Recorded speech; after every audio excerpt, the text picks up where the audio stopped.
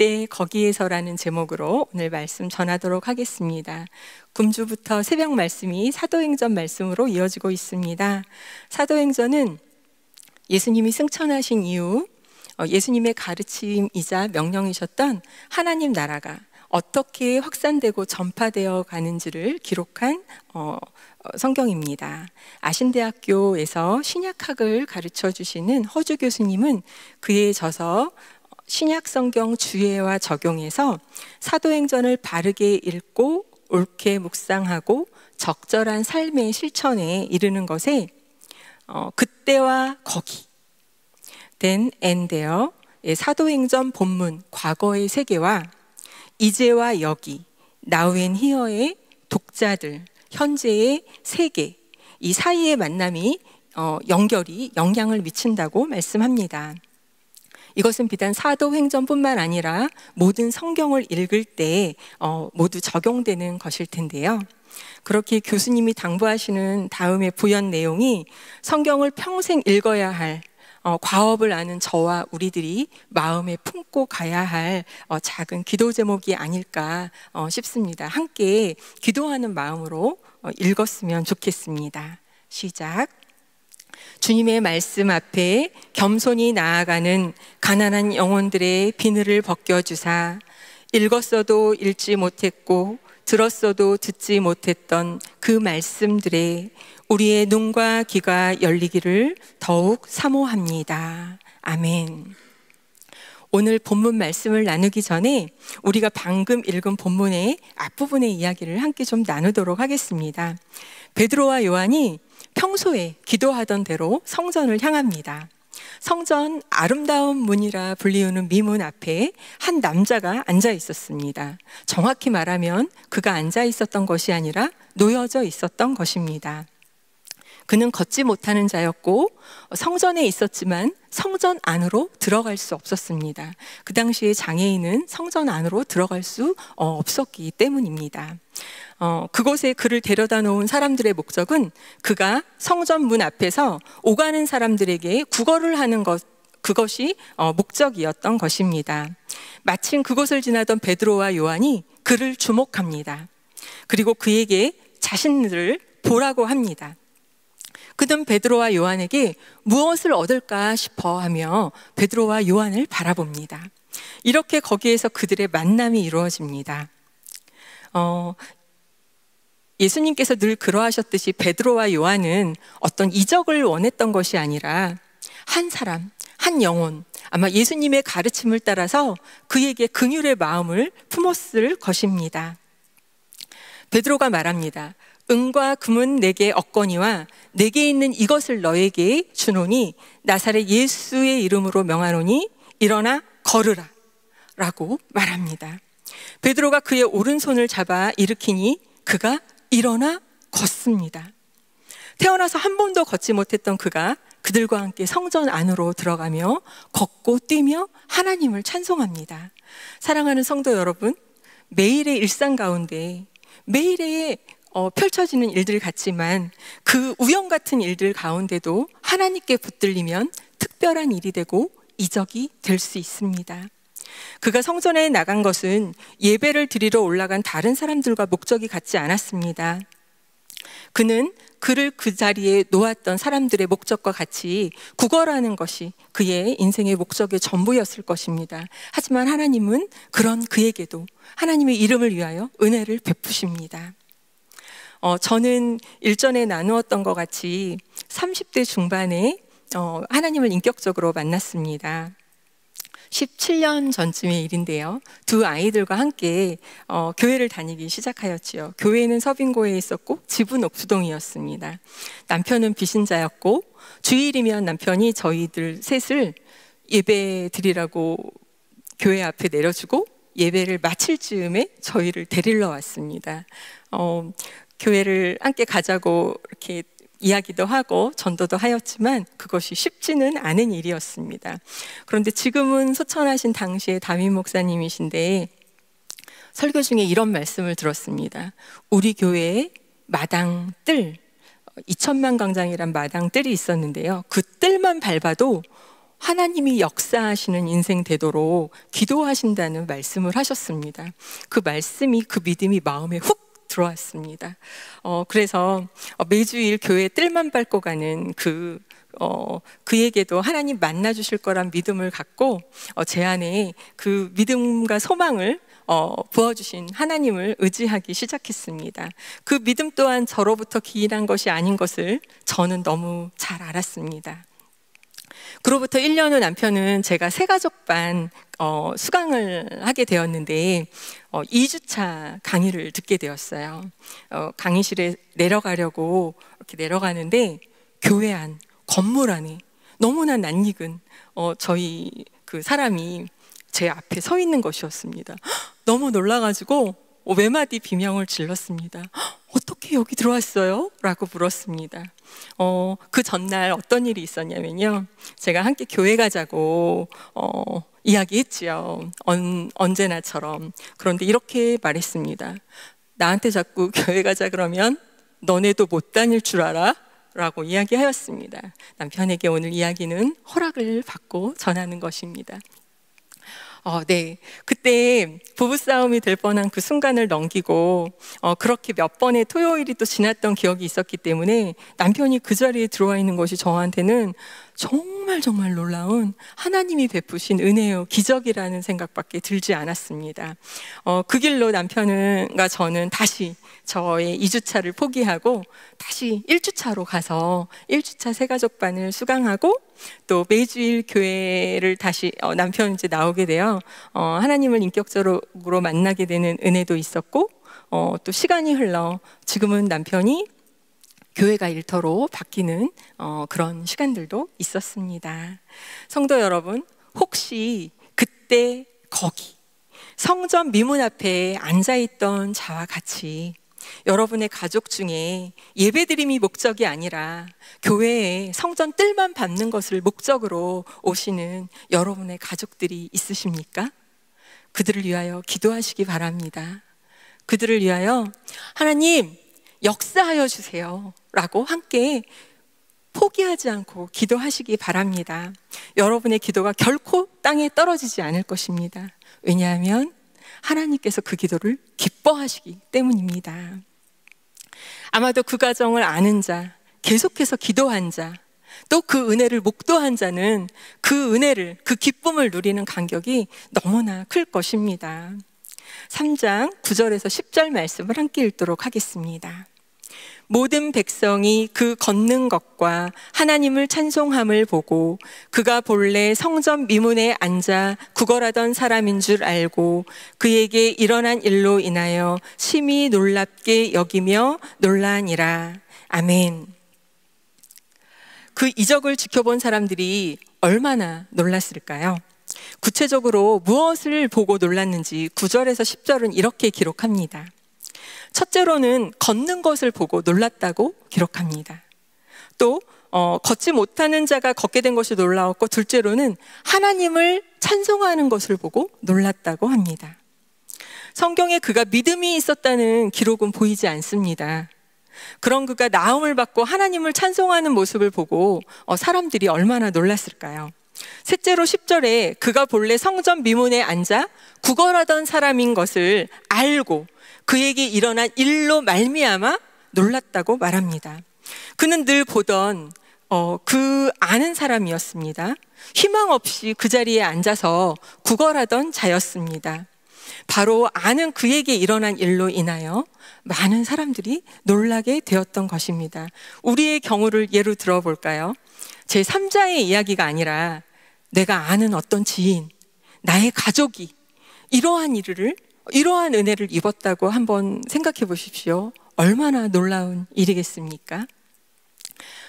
그때에 일어나 걷게 된 자 본인에게 또 놀라운 일이었고, 그것을 목도한 자들에게도 크게 놀라운 일이었을 것입니다. 자기를 일으켜 걷게 해달라고 구하지 않았습니다. 이 걷지 못한 자는 단지 구걸하는 것이 목적이었을 뿐이었기 때문에 예기치 않은 은혜를 입고 더 많은 놀라움을 입었을 것입니다. 나음을 입은 자, 그것을 목도한 자 모두가 도대체 이것이 무슨 일인가 하였을 것입니다. 그런데 11절, 12절을 함께 읽으며 베드로의 그 반응을 한번 보도록 하겠습니다. 11절, 12절 함께 읽겠습니다.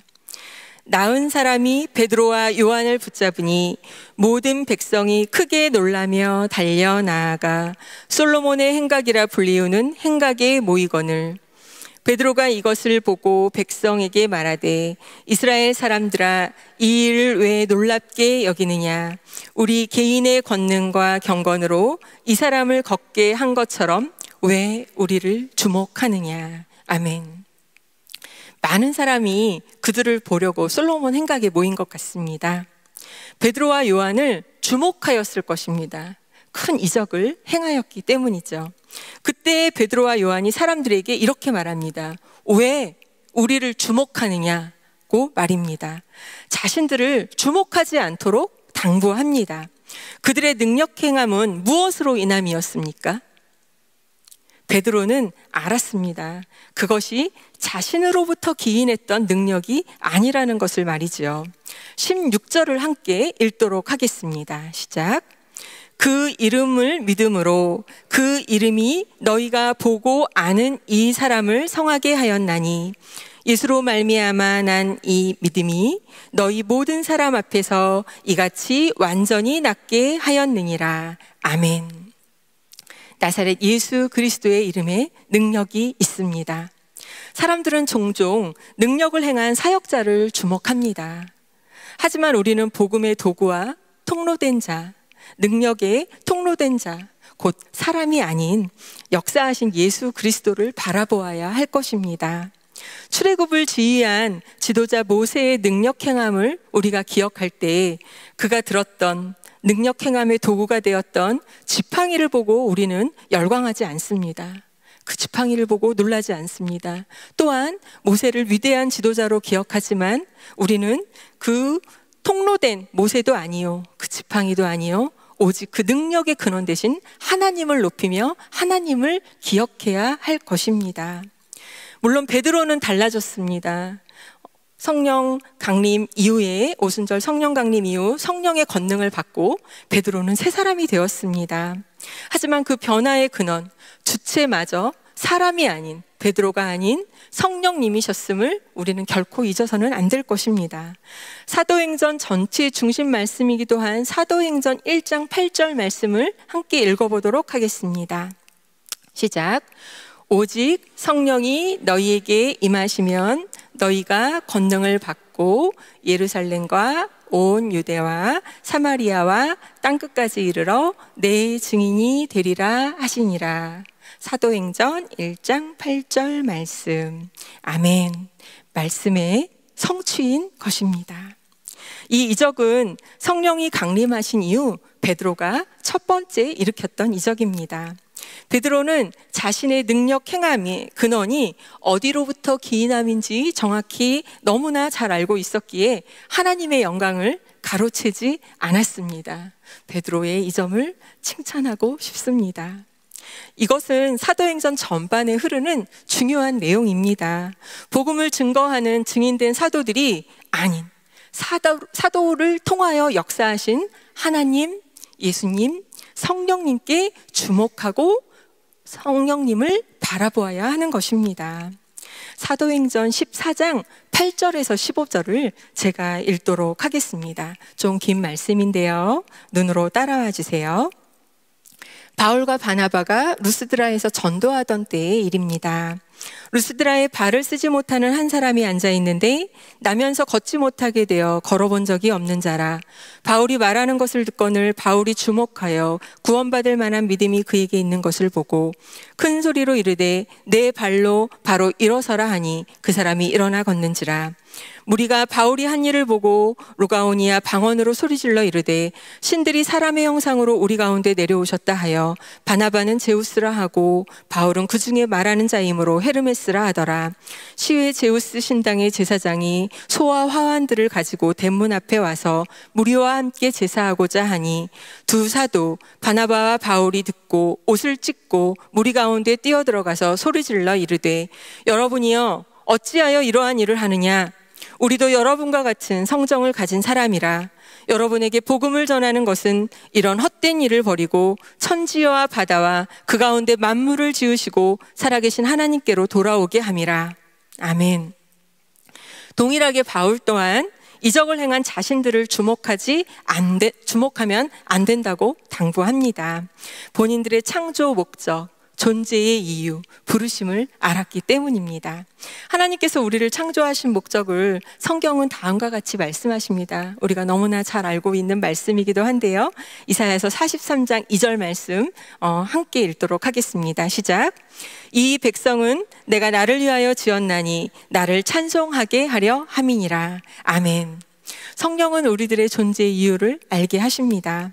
우리는 사역과 섬김에 있어 나의 이름을 드러내고자 내가 높임을 받고자 하는 유혹을 잘 분별해야 할 것입니다. 이것은 저도 주의하고 또 당부해야 하는 일인 것을 말씀을 준비하면서 다시 한번 또 깨닫게 되었습니다. 오스왈드 챔버스는 주님은 나의 최고봉이라는 도서에서 이렇게 이야기합니다. 앞부분은 제가 읽고 2페이지인데요. 뒷부분은 함께 읽도록 하겠습니다. 귀히 쓰임을 받은 하나님의 생애들을 돌아보면서 사람들은 이렇게 말하곤 합니다. 그들은 얼마나 예리한 지혜를 가지고 있었던가, 하나님께서 원하신 것들을 얼마나 완벽하게 이해하였던가. 그러나 그들의 예리한 지혜의 배후에는 하나님의 지혜가 있을 뿐입니다. 함께 읽겠습니다. 그럼에도 우리는 사람의 지혜를 칭찬하고 높이려 합니다. 귀히 쓰임받았던 이들은 어리석을 정도로 어린아이 같은 마음을 가지고 하나님의 지혜와 그분의 초자연적인 수단을 의지했던 자들입니다. 그래서 그들을 통해 하나님의 인도하심이 나타났던 것입니다. 이에 사람의 지혜가 아닌 하나님의 지혜에 공로를 돌려야 합니다. 아멘. 아멘. 그때 거기에서 있었던 오늘 우리가 읽은 본문의 이 일은 베드로와 요한에게 복음을 전할 아주 중요한 동기를 제공합니다. 예수님을 증거하기 위하여 증인된 사명을 감당하기 위하여 바로 그때 거기에 있었던 그 사건으로 회중인 유대인들을 초청합니다.